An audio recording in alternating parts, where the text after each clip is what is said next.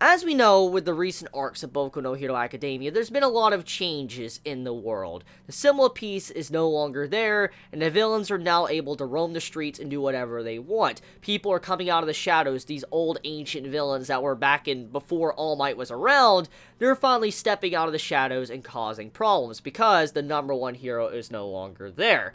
But with that, though, with the changes in the hero society, there's also changes in the villain society as well. As we've seen from recent chapters with the heroes, we know that they're going through a lot of development and changes. They're having to realize that there needs to be a new number one hero. We need to have someone that steps up. We need to have these heroes that are in training being able to operate at a professional level instead of just acting like they're students, because the world is changing and more heroes are needed more than ever because of what has happened in recent times, because of All Might falling from his pedestal. He is no longer that symbol. But the same could be said for the villains as well. And this is something I really love seeing from Boku no Hero Academia. And this is not the first time we have seen Horikoshi dive into the villain side and try to develop some of our villains. And I love the direction that Horikoshi takes with these chapters, because it lets us see that what's going on with the heroes, something very similar is happening to the villains. And in this case, Shigaraki, he's trying to move up in power. He's trying to become the number one villain. He's trying to become the symbol of evil. And I love what Overhaul said in this. He's like, yes, majority of villains are stepping out of the shadows right now are very hyped up because they know that the symbol of peace is no longer there. All Might is gone, and all these villains are just popping up because they realize they could get away with a lot more shit than they used to. But what Overhaul said makes way more sense of what is really going on in the villain society. He states, the actual big thing that has changed our society is the fall of All for One. This man was the king of evil. He was the main mastermind behind the scenes. He was the person that controlled the underworld. He controlled all the villains over all of these years. He was someone that stood on top. And with the symbol of evil gone, there needs to be a new one to replace him. And this puts it in a whole new perspective. We know that the heroes are trying to form a new symbol of peace. They're trying to make a new number one hero. But the same could be said for the villains. They need a new villain. They need the symbol of evil. They need the strongest, the one that could stand on top and be the king of all of the villains. And that's what's going on here. You see a dispute with Overhaul and Shigaraki in this chapter, and how Overhaul's like, I could be the one to lead the next era. And obviously it leads into a dispute between Shigaraki and Overhaul, which I'll get into in a little bit. But to be honest, we should be looking at the situation from a different angle. We've always looked at this as the symbol piece All Might that's initiated all of these changes. But in reality, it's not just All Might that has changed all this. And it's not just Stain either. It's also the fall of All for One.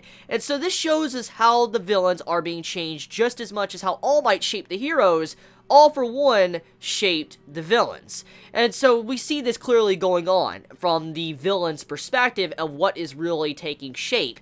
So with all that being said though, let us talk about Overhaul, his personality, who he is, and what he's trying to accomplish. So Overhaul as a character, his design, as I've already stated, he looks like a plague doctor. He looks exactly like a plague doctor because of the mask. His entire crew looks like plague doctors as well. Now, I'm going to assume that his abilities, or some of his, men's abilities, are going to have something to do with plague or causing viruses or diseases or something because of the design. Horikoshi does stuff like this. But I do want to say real quick though, once again, I love the designs of our characters in this chapter, especially the new characters that were introduced. I love the outfits. I love the designs. It's something that Horikoshi does a very good job with. He always does great designs with his characters, especially the villains. The villains usually look more badass than even the heroes. I love the designs of villains, especially the villains in this chapter with the entire crew of Overhaul when they popped up behind him through the wall. I love the individual outfits and stuff they had with the little plague doctor mask on them. Looked really badass. But getting off of the actual, design of the characters, Overhaul's overall personality. It's very interesting because he actually has probably a very similar upbringing like Shigaraki. As we know, Shigaraki has a quirk ability that's always active. He always has this ability on to where if he touches anything, obviously it disintegrates. It's dead. We know about this. I've discussed this a lot in the past, a long time ago, like over 100 chapters ago. I have discussed Shigaraki's quirk ability. And we know his ability is very dangerous. We do know that it's emphasized that Shigaraki possibly killed his father in the past. But the big point is Shigaraki's ability, it has a lot of negative effects. If he cares about someone, let's say he fell in love in the past, or if he ever does fall in love, he cannot make actual contact with them, because he would disintegrate them, because that's the type of quirk ability he has. And so with that ability, it would come with a lot of negative effects and fuck with you completely. Even if you wanted to be a hero, it would completely fuck with you. And how could you even use that ability to be a hero? Because of how it works, to disintegrate things, disintegrate people. That sounds like something that would be very dangerous to use if you were a hero. Like, just saying if Shigaraki was a hero, that sounds like something that would be very dangerous. And so we know how sometimes these quirk abilities can really affect someone and actually cause them to be what they are today, be a villain, because there's just not much they can really do about it. I mean, society obviously won't accept them for who they are because their quirks fuck them over so hard that they just have to deal with it, and they have to be the outcast of society. And in this case, we can look at Overhaul in a very similar light. We don't know his backstory, we don't know his entire past, but we can kind of assume and speculate a couple of things, that this man's ability overall has probably caused him a lot of harm in the past. Clearly, if he touches anyone, the person explodes. And so this is a very dangerous ability. Now, obviously, the quirk ability might work a little bit differently, since he is kind of like a plague doctor look. There might be more, you know, I guess technicalities to his ability, but overall, though, we could assume just explosion for now. Something very simplistic because of the way the body just exploded into a bloody mass. And so, this ability seems like it would be something that caused him a lot of problems in the past. When he first discovered this ability and activated it, he probably realized he could cause a lot of harm, and you gotta realize, when he used this ability for the first time, the reason how he found out about it is probably through killing someone. And you can clearly see that germs or whatever really freaks this man out, because the man even starts off when he's entering this, you know, a rundown place. He's like, it's very dusty in here, I might get sick. He even states that, and he's a plague doctor. We gotta remember, he has a plague doctor type mask, so obviously something with sickness or being viruses or bacteria might affect him or something because of the way he acts, or the way, you know, his design is. That's why he probably acts like that, is to go with his character. And so when you think about it like that, him kind of being a little bit against germs and stuff does make sense for his overall design. And he doesn't like having any blood on him, because when he actually makes the dude explode, he actually blocks himself. He tries to block the blood, and he even states like, ah, shit, it's all over me, I don't like this. So he states that he doesn't like, you know, actually having to kill someone. He's that type of person that doesn't want to get his hands dirty. He doesn't want to actually use his ability because it gets all over him and it gets disgusting. So he's someone that actually wants to avoid that. Now, there could be more to this and why he acts like he does, but overall, it does seem like probably his upbringing was very tragic and probably led him to be the person he is today, and why he's a part of the villains, because of the quirk ability he is given. And so, there is a lot of similarities between Shigaraki and Overhaul when it comes to their quirks, because Shigaraki's quirk ability is always active, and so is Overhaul's. His is always active from what I'm assuming. If he touches anyone with his skin, you fucking die. Because, as we saw when he actually activated his quirk ability, he took off his glove. He did actually kind of take off his glove, and he poked the dude, Ken. He poked him,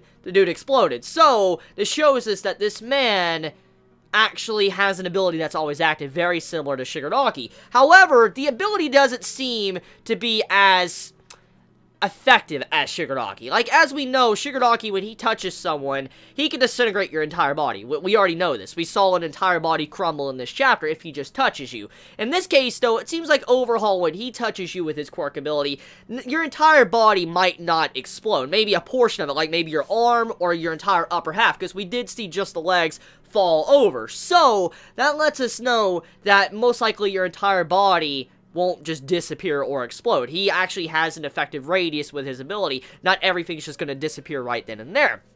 But it's still a very dangerous ability.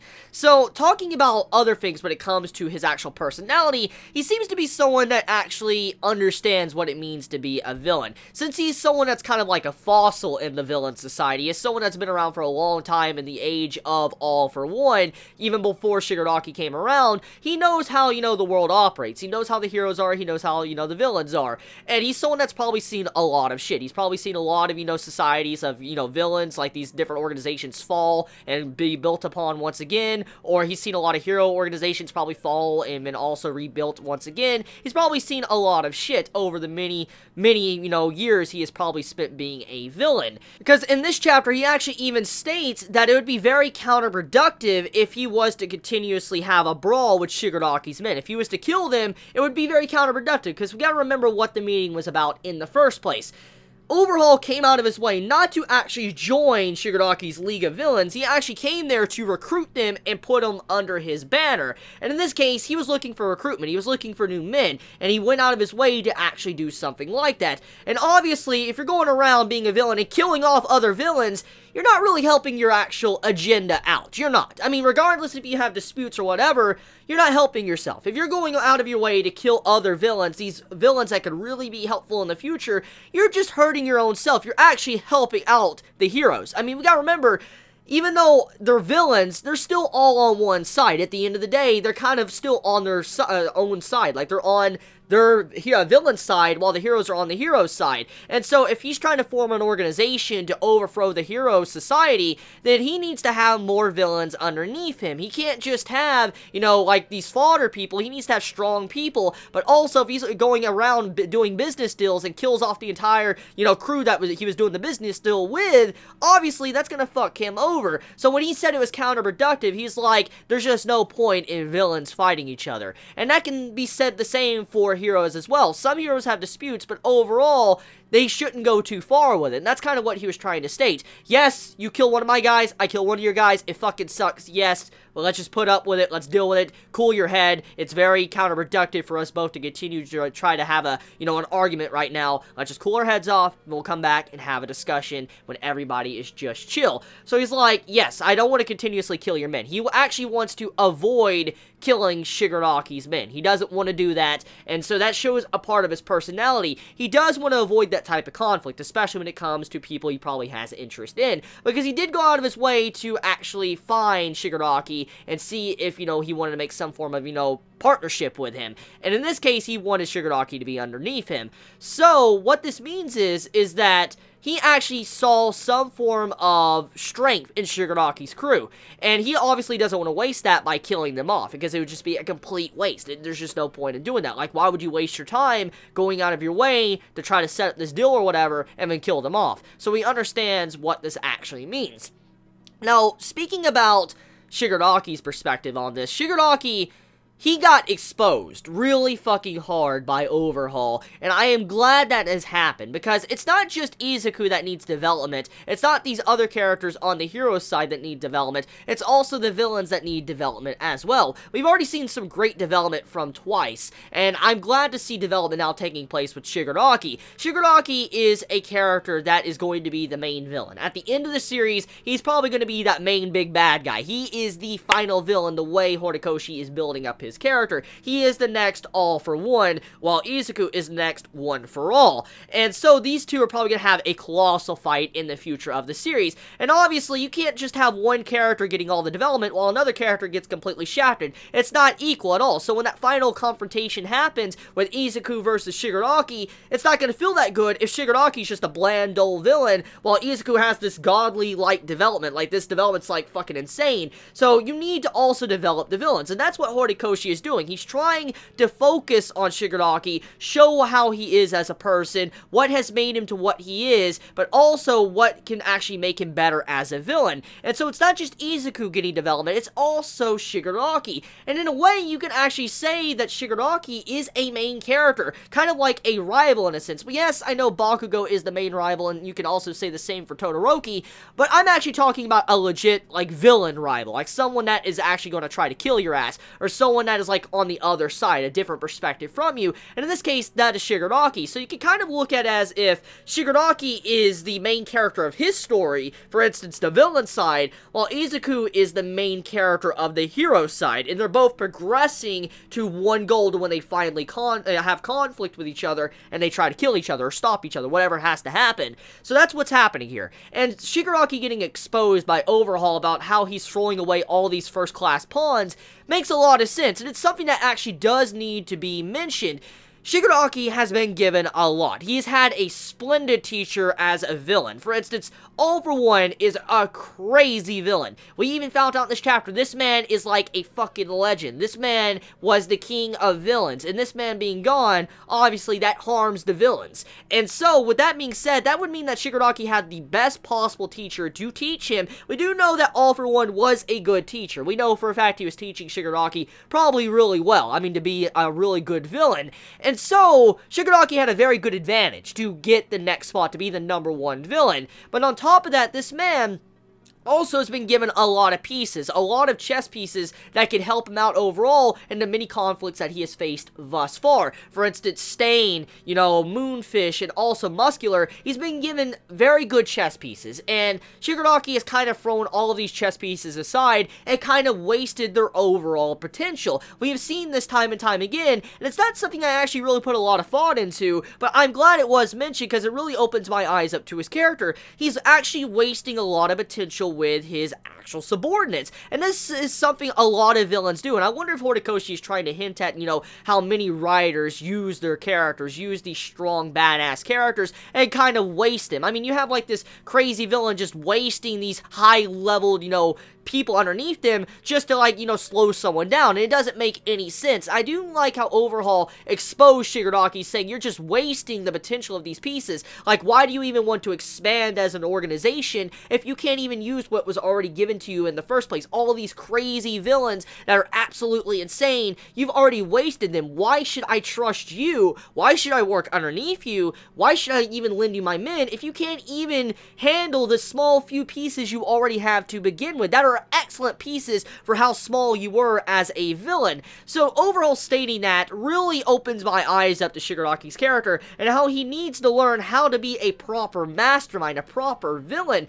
If he's going to be a #1 villain, obviously he's going to need to know how to utilize the chess pieces on the board. He needs to know how to use his individual villains that are underneath him. He can't just throw them out there and have them getting killed or captured. No, he can't do that. He has to think it through and figure out who he needs to send. And the same can be said for the Hero Society as well. And so, overall, saying that I respect his character for just exposing Shigaraki for what he was, and also this will probably lead into some really good development for Shigaraki, because he's more like a kid that's running around trying to be a villain than actually someone that's really a true traditional villain. Okay, so with all that being said, I know that was very long-winded. Please forgive me on that. Let's, move on to the next, topic. Let's talk about the ability and what happened to Kin. Now, as we know, Kin, you might not recognize him. Kin is the dude that died in the chapter. He's the man that got completely disintegrated, or in this case, exploded. His entire upper half was just gone, and he became legs and hit the ground.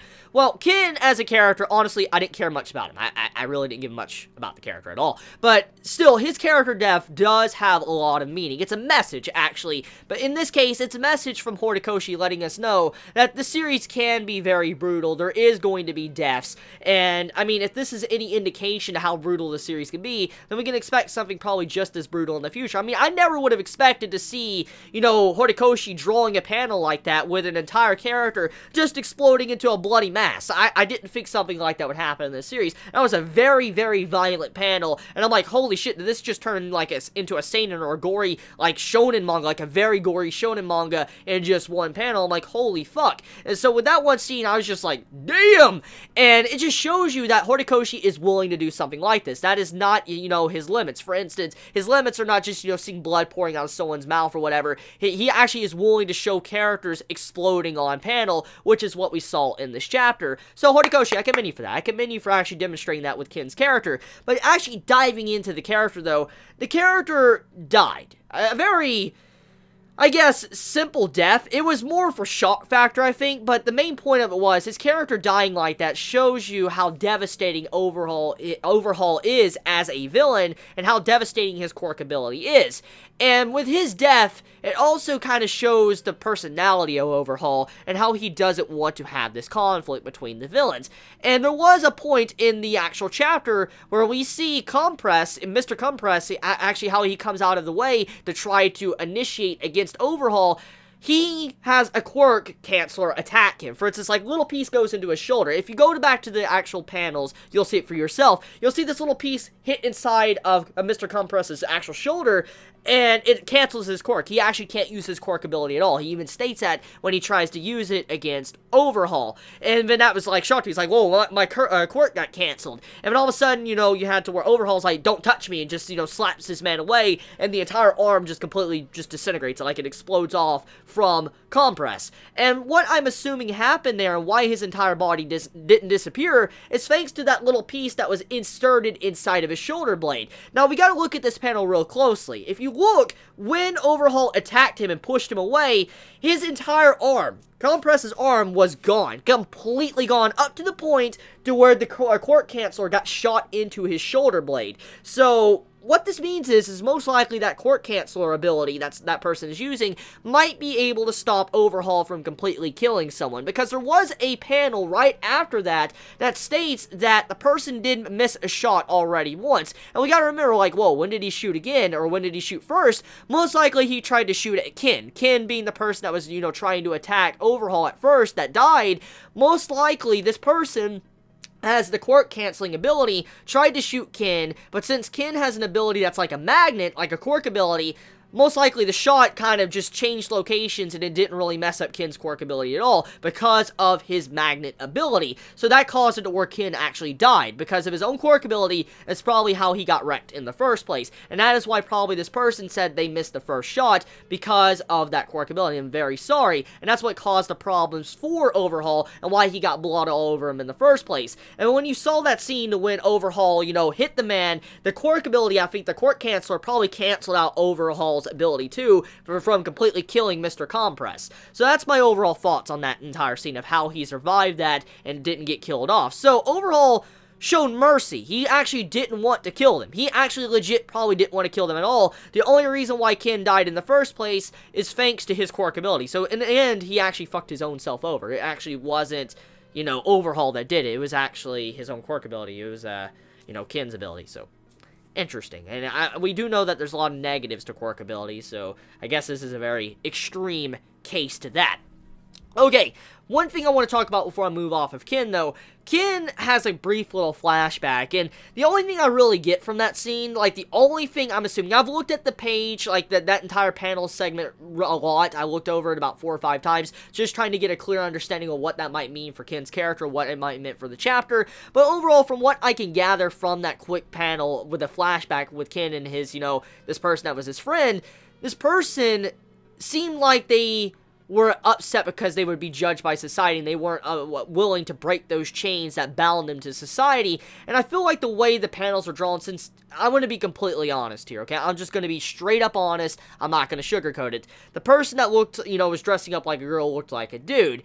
And I'm assuming the reason why the person said that, you know, I'm bound by shackles, and then why Kin eventually wasn't bound by shackles and how he went out and all that, I feel like the person most likely felt embarrassed or bound because they couldn't actually say what they wanted to do. For instance, you know, reveal their actual sexuality. I feel like that's something that was trying to be hinted at by Horikoshi in that, you know, entire panel sequence, but I could be wrong there. Like I said, I overlooked it. I mean, I looked at it multiple times just trying to see what that might mean, but that's the only conclusion I came to. Maybe the person was just bound by how society is and how they view, you know, stuff like that. With people wanting to come out like that, most likely society usually looks at them in a negative light, and that's kind of why the person was just shackled and didn't feel like they could actually move. So I feel like that's probably what that meant.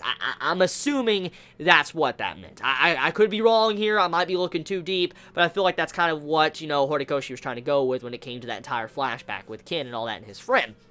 So, the last thing to talk about, let's talk about the situation with, at the end of the chapter, All Might, Togata, and Izuku. So, Togata, Izuku, and All Might are all meeting together. Most likely, we're going to get to see Sir, which trained underneath All Might, as we know, the sidekick and stuff. Probably going to find out some details of whatever happened to Togata in the past, but also how, you know, Togata is towards All Might. And we might get to see how, you know, Togata feels about Izuku having that quirk ability. So, there's probably going to be a lot of development for Izuku next chapter, which I am very excited for. So, overall, good chapter of Boku no Hero Academia. Let me know your honest thoughts in the comments below. I love you all so much. Please be safe. Chibi out.